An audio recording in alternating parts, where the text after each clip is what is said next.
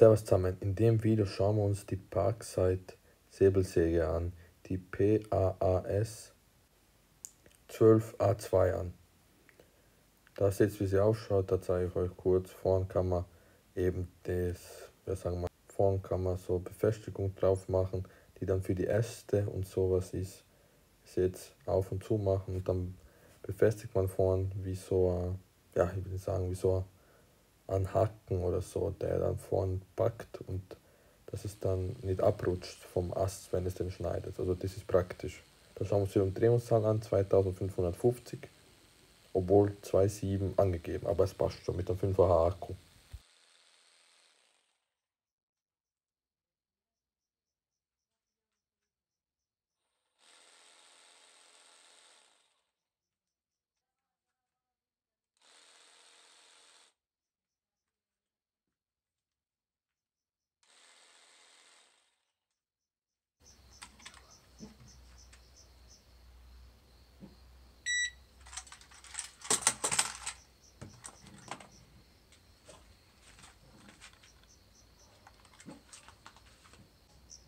(29) 15 bis da, 12 bis da. Ja, Griff ist gut. Motor sitzt da oben, kleiner Motor. Ja.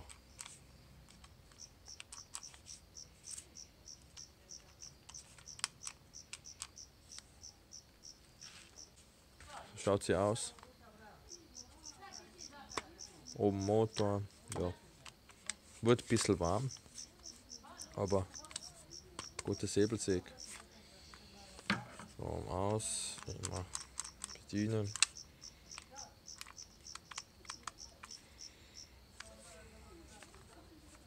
Da, auf, zu, auf.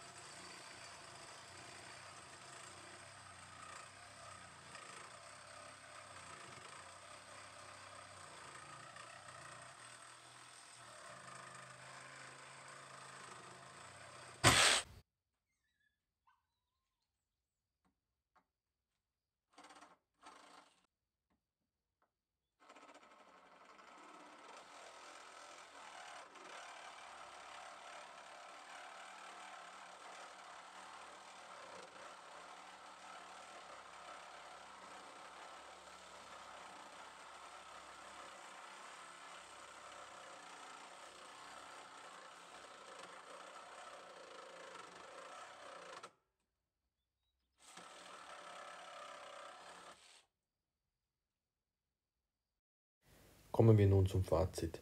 Die Säbelsäge ist natürlich nicht extrem leistungsstark, hat halt gleich 12 Volt und der liefert halt nicht auch den Strom, den man bräuchte, um viel Leistung zu haben. Außerdem ist sie kompakt und hat einen relativ kleinen Motor, 1,1 Kilo wiegt sie, okay, geht in Ordnung, aber halt von der Größe sehr kompakt, also aber auf jeden Fall für Paletten schneiden geht es, aber nicht für den Dauereinsatz. Manchmal so bei Äste schneiden und ja, das geht, aber sonst ja.